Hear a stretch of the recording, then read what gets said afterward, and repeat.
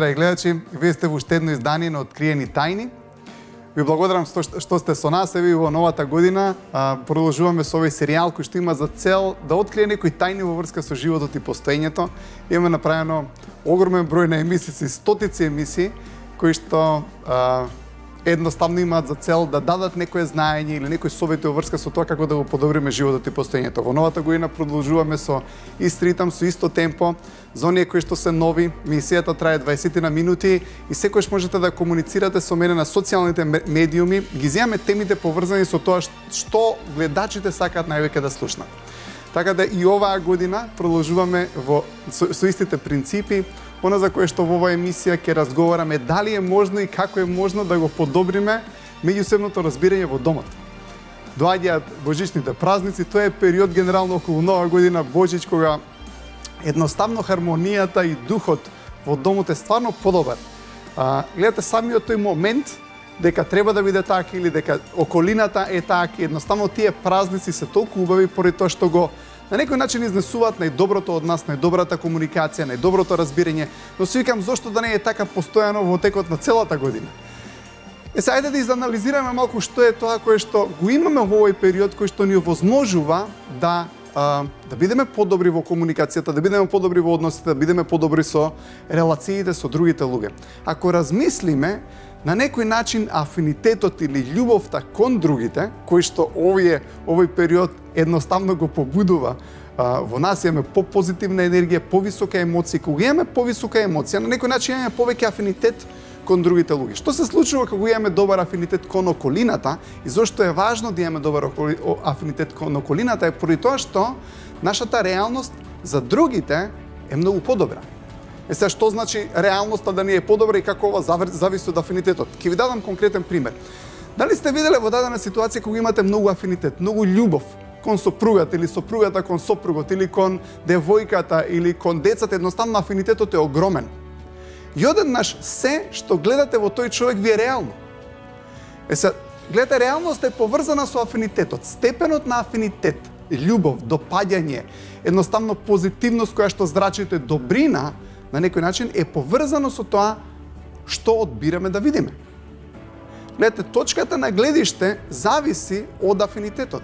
Ако јас ја обожавам и ја сакам мојата внука, и она е малечка, едноставно сака да си игра маче и ползи на земја, затоа што го имам тој афинитет кон неа огромен, и јас ќе се спуштам и едноставно ќе почнам да мјаукам заедно со неа како маче, поради тоа што таа е реалност која што ја прифаќам. Но зошто ја прифаќам таа реалност? Ја прифаќам таа реалност поради тоа што имам афинитет. Секогаш кога имаме многу афинитет, многу љубов, многу допаѓање кон другите луѓе, секогаш имаме тенденција да го најдеме доброто во нив и да се согласиме со дадени работи кои што тие ги имаат. Што се случува кога ќе ни падне афинитетот кон околината?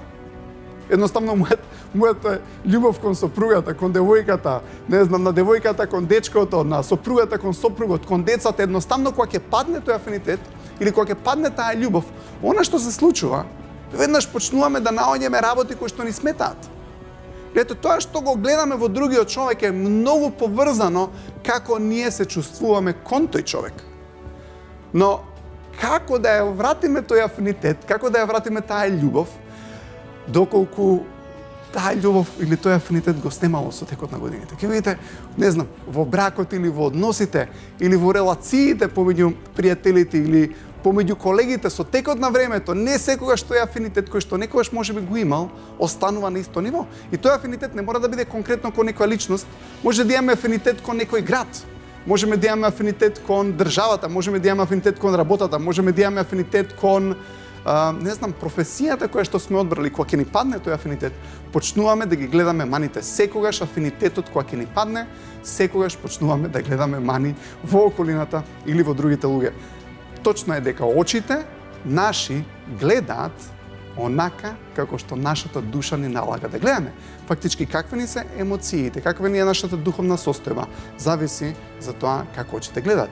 Но има ли начин, има ли техника како можеме да го вратиме афинитетот и добрите релации во домот со пријателите, со блиските, затоа што тие ни се најбитни, кога некогаш ќе се загубат. И има начин. И за тоа е тоа за кое што денеска сакам да говорам. На некој начин сето тоа се базира на на добра комуникација. Гледате, комуникацијата ја потенцираме честопати во откриени тајни е толку важна во врска со животот и постоењето, поради тоа што може и врз база на добрата комуникација секогаш се градат добрите односи. Добрите односи се базираат на добра комуникација, но како да ја вратиме таа добра комуникација помеѓу нас? Ајде да представиме дадена сцена. Имаме еден човек кој што сака да комуницира со својата сопруга, еве сопругата која што е тука. И за да имаме успешна и добра комуникација, гледате, мораме да имаме внимание и мораме да имаме толеранција за другиот човек. Ако јас на другиот човек му дадам внимание, но исто така и тој, ако мене ми даде внимание, имаме првата основна појдовна точка или принцип врз кој што се базира добрата комуникација. Што се случува кога сакате на некој да му направите, да го прашате нешто или да му скомуницирате нешто и тој воопшто не ви обраќа внимание? Гледате, комуникацијата добра се базира на давање на внимание, на давање на интерес на другиот човек. Зошто? Поради тоа што на тој начин му давате живот. Сте биле со некој човек кој што не е заинтересиран воопшто за тоа што му зборите? Сте имале сигурен сум комуникација со некој, вие му зборите, тој се гледа у телефон, не ви обраќа внимание, не ве восприема, не е заинтересиран за вас? Зашто немате добри односи со тој човек, поради тоа што тој човек не знае да комуницира? Комуникацијата се базира на внимание и се базира на интерес. Дали јас сум заинтересиран за другиот човек кој што го слушам? Но она што е интересно е дека во дадена ситуација, кога немаме согласување со некој човек, едноставно не се согласуваме за многу работи, што е тоа кое што сакаме да му го искомуницираме на другиот човек? Сакаме да му искомуницираме реалноста. Гледате, имаме дадена реалност. Нешто кое што ни е во нашиот ум. Сакаме да му објасниме зошто сум толку, не знам, гневен на неа, или таа сака да ми објасни зошто е толку гневна на мене.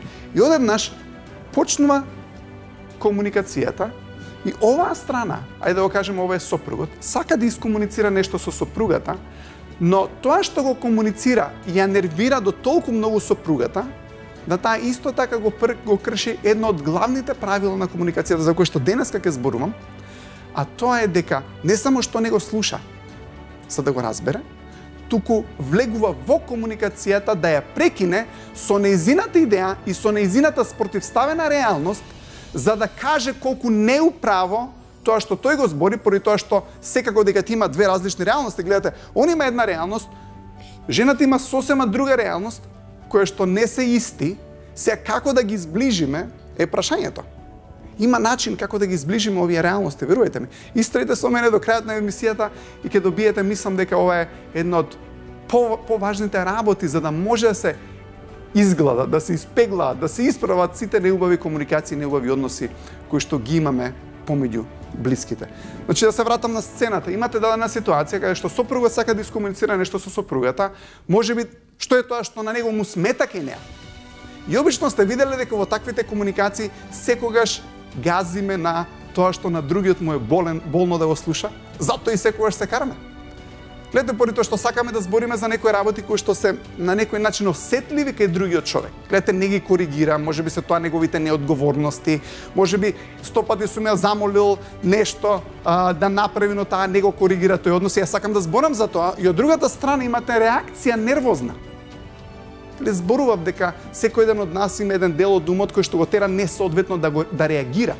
И поради тоа што го имаме тој ум кој што не тера несоодветно да реагираме, тој ум се вклучува и другата особа ја тера да не слуша веќе, затоа што некој кога ви кажува нешто кое што ве нервира, сте виделе дека не сакате да го сослушате? Првото правило е да имате трпение, толерантност, да оставите другата страна да ви каже се што сака да ви каже, без при тоа да мора да реагирате, знам дека не е лесно, без да при тоа мора да реагирате и без да го пресечете во тоа што сака тој да ви го искомуницира на вас. Зошто? Поради тоа што ако го оставам да ми го искомуницира тоа што тој го има на неговата душа и сака да го сподели со мене, тоа е првиот предуслов да ги споиме на некој начин реалностите. Но има една друга работа која што ретко ја користиме како алатка во комуникацијата. Од кога ајде да кажеме, ова е, не знам, девојката или сопругата или кој да е, сака да искомуницира со дечкото и дечкото, наместо да ја сослуша и да ја даде потврда, ова е тоа за кое што сакам да зборувам. Многу ретко во комуникацијата даваме потврда дека нештата сме ги слушнале. Но зашто мислам дека луѓето не даваат потврда? Што е потврда? Потврда е збор кој што сигнализира дека јас сум ја слушнал другата страна. Потврда е збор кој што не значи дека јас се согласувам со другата реалност. Лете имате некој човек или не знам, девојката или кој да сака да искомуницира нешто и ја ако не ја сослушам, да дадам потврда во тој момент, да речам те слушнав. Фала што ми кажа. Во ред. Те разбрав. Гледате, ниеден од овие термини не значи дека ја се согласувам со тоа што таа го комуницира. Не значи дека се согласувам, но она што сум го направил, сум ја сослушал, сум ја примил таа реалност, не се спротивставувам на таа реалност да ја пресечам и да ја влезам во зборот за да ја негирам, него ја сослушувам таа реалност, викам во ред. Разбрав што ми кажа, те слушнав, фала што ми го кажа ова. Не знаев дека толку ти било тешко, те слушнав. Лете, ама не значи тоа дека јас се согласувам со неа, таа не ни сака да се согласам со неа. Нема потреба. Човекот кој што си има маки и сака да комуницира, само сака да биде разбран, односно слушнат за тоа што го има искомуницирано. Ете, потврдата е магијата на комуникацијата. Кам те слушнав. Фала што ми кажа. Што е потврда? Гледате, ви се случило некојаш кај дојдете дома, ќе речеш, леле, колку ми беше тежок денот, катастрофа, и некој ќе ти каже, де, ти па имаше најтежок ден. Да видиш ја како ден. И однаш се чувствувате неубаво, зашто поради тоа што не ви ја потврдиле комуникацијата. Гледате, или сакате нешто да искомуницирате, многу сум гладен. И другиот од другата страна ќе рече, сега немаме време за такви работи. Ајде, па ти цело време си гладен. Тоа е неубава комуникација поради тоа што не го потврдува нештото кое што сме го кажале. Замислете, доаѓа некој човек кој што е на работното место и сака да се пожали на својот претпоставен за условите или за нешто кое што го мачи и ово едноставно да го изигнорира и да му каже ти бе цело време само се буниш нешто. Ете, тој е првиот прекршок во убавата комуникација, затоа што јас само треба да ја потврдам комуникацијата која што дошла до мене. Потврдата е знак дека сум го слушнал другиот и е многу важен фактор за другиот човек да се чувствува добро. Океј, имаме сцена каде што сопругот веќе искомуницирал нешто на сопругата и таа, наместо да му влага во зборот, го потврдила. Ворот те слушнав. И ако знае вистинската комуникација, сега сопругата не значи дека се согласила. Сака да му врати нешто на сопругот. Гледате, можеби сопругот и кажува на сопругата, знаеш што, татко ти секогаш кога ќе дојдам кај тебе на гости, секогаш наоѓа мани, секогаш ме инвалидизира и секогаш е негативен. Ама на сопругата, ти го спомнеш татко и, она станува малку реактивна, или мајка, или обратно. Сопругата кажува нешто, вика, аман мајка ти за свекрвава се жали. И се жали вакво сопругата на својот сопруг за свекрвата, за мајка му, и одеднаш тој станува многу напнат и почнува да реагира наместо да слуша. Гледате, потврдата е фактор на контрола. Океј, ја стопиравме ситуацијата, фала што ми кажа. Можам ли сега ја да ти кажам што јас мислам за мајка ми, дека уствари не е дека не те сака? Како не ме сака, кој ич не ме сака, не ме толерира, секогаш ми наоѓа мани за кокошката, секогаш ми наоѓа мани дека не е солена за орезот, за гравчето, за што и да е. Ама слушни ме. Знаеш што? Те слушнав, те разбрав. Во ред. Може ли сега ја да ти кажам што мислам на таа тема? Гледате, он дал потврда и сега е неговиот ред да врати на комуникацијата.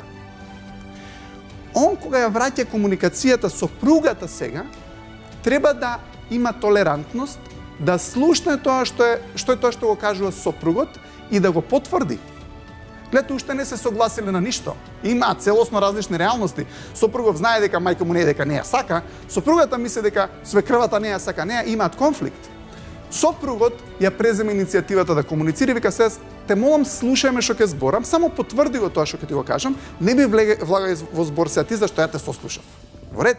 Во ред. Океј, ама јас сакам да ти кажам дека мајка ми уствари многу ти се восхитува за тоа каква не знам каква сопруга си. Знаеш колку си грижлива за децата, дури и за кокошката ми ма кажано дека стварно многу ја правиш. И ова ќе рипне сега затоа што има нешто што е кај неа што е изреволтирано на тема кокошка со орис или што и да е. И однаш сака да му влезе во зборот, но вика те молам сослушај ме. Дај ја да докажам, ти само потврди мојата комуникација, ќе продолжиме со тоа што ти сакаш да ме го кажеш. Океј, ова го слуша. Они кажува дека суштина мисли дека неговата мајка многу ја сака неа.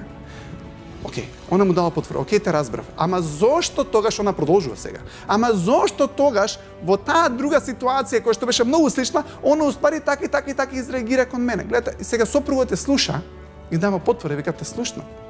Многу е важно да се даде потврдата поради тоа што потврдата прави да не настане конфузија во комуникацијата. Гледате, мораме да имаме некаков ред во комуникацијата. Значи сега таа кажува нешто, сопругот ја слуша, ситуација вика, знам за таа ситуација. Дури еднаш и ми се извини на таа тема. Знаеш, она е малку горделива. Мисли и она дека се знае. Но суштина има многу добро мислење за тебе. Да знаеш. Гледате, сега малку страната на сопругата е омекната. Зошто? Поради тоа што сопругот знае да ја даде потврда. Ја изслушал и дава потврда. Сега сопругот ја преземе иницијативата. И вика, и знаеш што?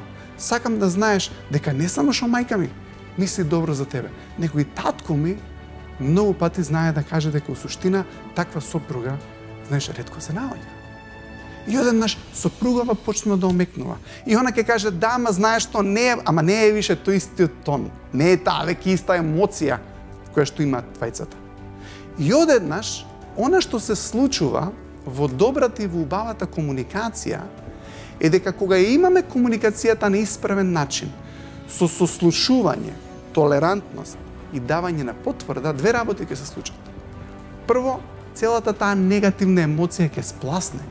Зошто? Поради тоа што другата страна имате некој човек кој што му дава почит на другиот. Како тој знае дека ја му давам почит? Затоа што му давам потврда. Потврдата точно на другиот човек му сигнализира дека сум тука и сум го слушнал. Но ако му даете само потврда без да му даете внимание, ете тој иритира. Како е да му даете потврда без да му даете внимание? Замислете се сопругата збори и вика да, добро, окей, си гледа телевизија. Ете тоа не е потврда соодветна. Соодветната потврда се базира на заинтересираноста да ја слушнеме другата страна што е тоа што ја тишти и што е тоа што има да ми каже. И оваа комуникација може да трае малку подолго, но ќе заврши успешно. Секогаш кога сакаме да ја прекинеме побрзо комуникацијата, сте виделе, кога сте имале желба да ја прекинете комуникацијата побрзо, колку често многу повеќе трае, се одолговлечува и истата тема, затоа што веќе не е сватена, се враќа повторно после една недела, после 2 дена, после 1 месец, како тема на разговор, поради тоа што не е разрешена. Кога ќе дадеме соодветна потврда, кога ќе дадеме внимание, интерес на човекот, му даваме важност. Тоа е првото нешто кое што мораме да го направиме во комуникацијата. Потврдата сигнализира дека јас сум ја слушнал реалноста која што другиот човек сака да ја сподели со мене.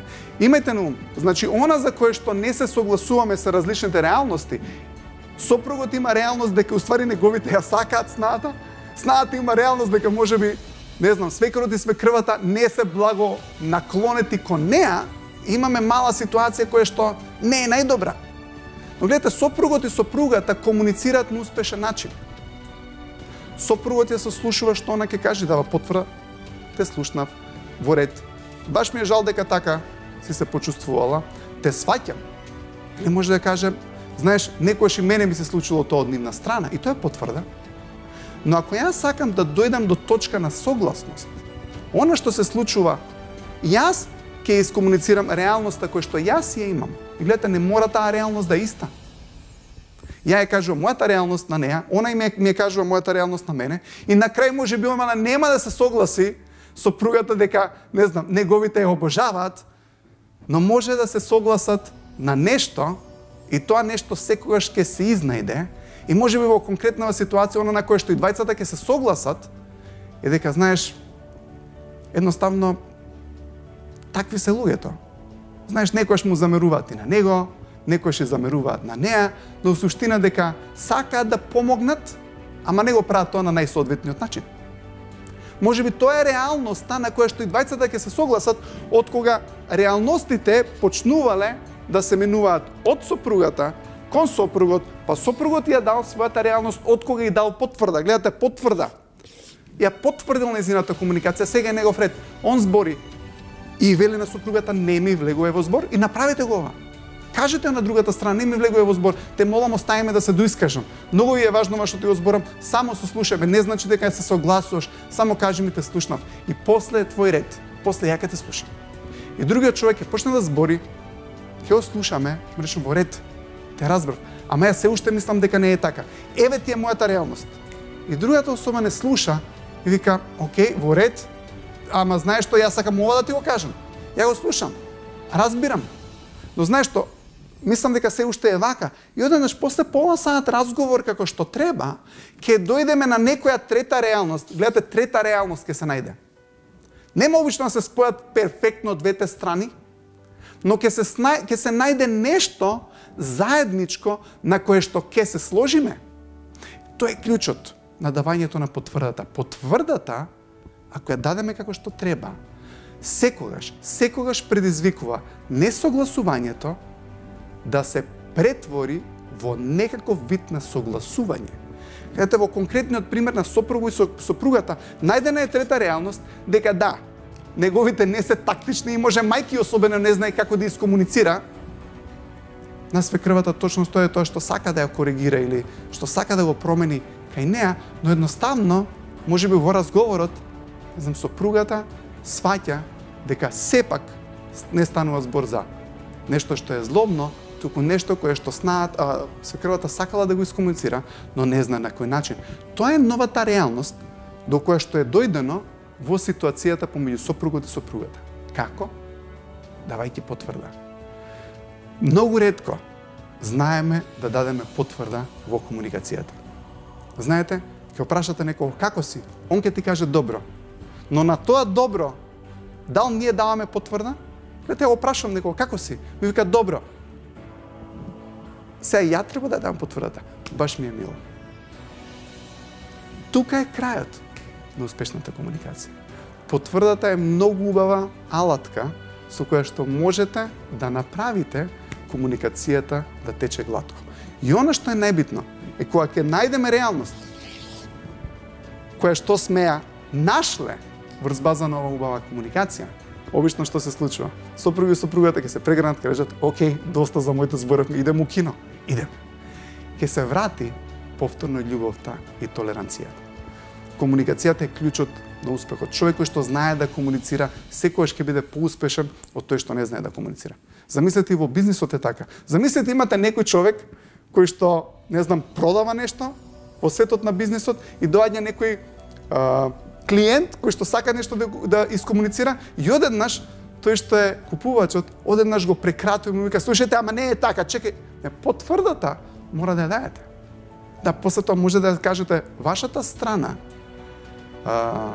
вашата реалност да ја искомуницирате, но немојте тоа да го правите предходно да имате даедно потврда која што сигнализира на другата страна дека е слушната, уважена и почитувана. Ви посакувам да имате многу хармонија, не само во овој период, кој што е преубав. Воедно сакам да ви честитам и божичните празници и едноставно да имаме толеранција за другите реалности. Имаме 7 милиарди различни реалности. Многу е проблем ако само ние тргнеме од нашата реалност и ги занемариме сите останати реалности. На некој начин мораме да имаме волност да ја прифатиме другата реалност или ако немаме волност да се едноставно да ја видиме таа реалност и начинот на кој што ќе направиме да биде добро е барем да ја сослушаме реалноста и да ја потврдиме на другиот човек кој што сака да ни искомуницира. Ви посакувам преубав ден, ви посакувам преубави празници, се гледаме повторно за 7 дена. Имајте